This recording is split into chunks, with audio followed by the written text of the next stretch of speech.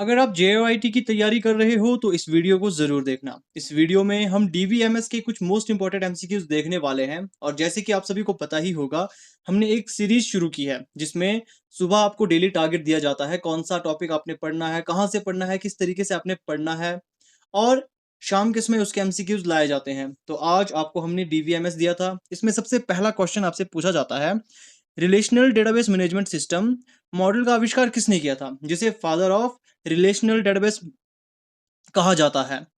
अब देखिए, इसका आंसर जिसने दे दिया मानकर चलेंगे उसने अच्छे तरीके से तैयारी की है। इसका जो आंसर है वो है एडगर फ्रैंकफर्ट। अब इन्होंने 1970 में आईबीएम में काम करते हुए आरडीवीएमएस का आविष्कार किया था। इन्होंने ही वो कोड्स 12 रूल दिए थे, इसीलिए इन्हें आरडीवीएमएस का फादर कहा जाता है। इसी के साथ आप ये चीज भी नोट कर ले, चार्ल्स बैचमैन ने सबसे पहला नेटवर्क डीवीएमएस आईडीएस बनाया था।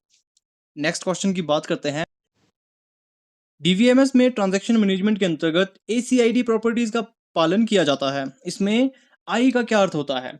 अब इसका जो सही आंसर होगा वो होगा ऑप्शन सी, एक साथ चलने वाले मल्टीपल ट्रांजैक्शन एक दूसरे के डेटा या एग्जीक्यूशन को प्रभावित नहीं करते। अब देखिए, इसमें मैं आपको कुछ एक चीजें बता देता हूँ। एसीआईडी प्रॉपर्टीज मतलब कि ऑटोमिसिटी, कंसिस्टेंसी, आइसोलेशन और ड्यूरेबिलिटी। में आइसोलेशन का मतलब है कि जब डेटाबेस पर एक साथ कई ट्रांजैक्शन चल रहे हो तो हर ट्रांजैक्शन ऐसे एग्जीक्यूट होते हैं जैसे सिस्टम में सिर्फ वही अकेला चल रहा हो।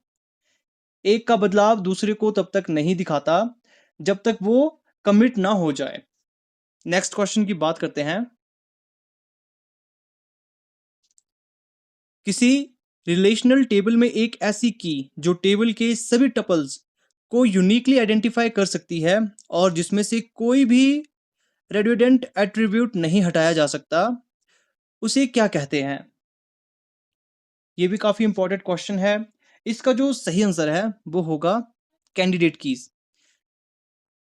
इन सभी की को आपने ध्यान से पढ़ना है। फॉरेन की में क्या होता है, कंपोजिट क्या होती है, कैंडिडेट की क्या होती है, सेकेंडरी की क्या होती है, हर एक चीज आपने ध्यान से पढ़नी है। अब इसमें मैं आपको चीज एक्सप्लेन कर देता हूँ। कैंडिडेट की एक मिनिमल सुपर की होती है जिसमें रोज को यूनिकली आइडेंटिफाई करने की पूरी क्षमता होती है और इसमें कोई भी फालतू या रेडुडेंट कॉलम नहीं होता। इसी कैंडिडेट की में से किसी एक को हम प्राइमरी की चुनते हैं। नेक्स्ट क्वेश्चन की बात करते हैं। डेटाबेस नॉर्मलाइजेशन में अगर कोई रिलेशन 3NF में है और उसमें से फंक्शनल डिपेंडेंसीज के अंतर्गत ट्रांजिटिव डिपेंडेंसी को पूरी तरह खत्म कर दिया गया है तो वो किस स्ट्रक्चरल रूल के का पालन कर रहा है? इसमें जो सही आंसर होगा वो होगा option A, non primal attribute किसी दूसरे नॉन प्राइम एट्रीब्यूट पर डिपेंड नहीं होना चाहिए। अब फाइनल क्वेश्चन की बात करते हैं। एसक्यूएल कमांड्स के अंतर्गत डेटाबेस के स्ट्रक्चर को डिफाइन या मॉडिफाई करने वाले कमांड्स किस लैंग्वेज कैटेगरी के अंतर्गत आते हैं? ये इंपॉर्टेंट क्वेश्चन है। अगर इसका आप आंसर दे देते हो तो मतलब आपकी तैयारी अच्छी है। एसक्यूएल क्वेरीज से भी बहुत सारे क्वेश्चन आते हैं जेओआईटी के एग्जाम के लिए। इसमें जो सही आंसर होगा वो होगा आपका डीडीएल, डेटा डेफिनेशन लैंग्वेज। अब इसमें मैं आपको चीजें बता देता हूँ। डीडीएल का उपयोग डाटाबेस और उसके टेबल्स के स्कीमा यानी कि स्ट्रक्चर को डिफाइन, मॉडिफाई और डिलीट करने के लिए किया जाता है। इसमें क्रिएट, अल्टर, ड्रॉप और ट्रंकेट कमांड्स आते हैं।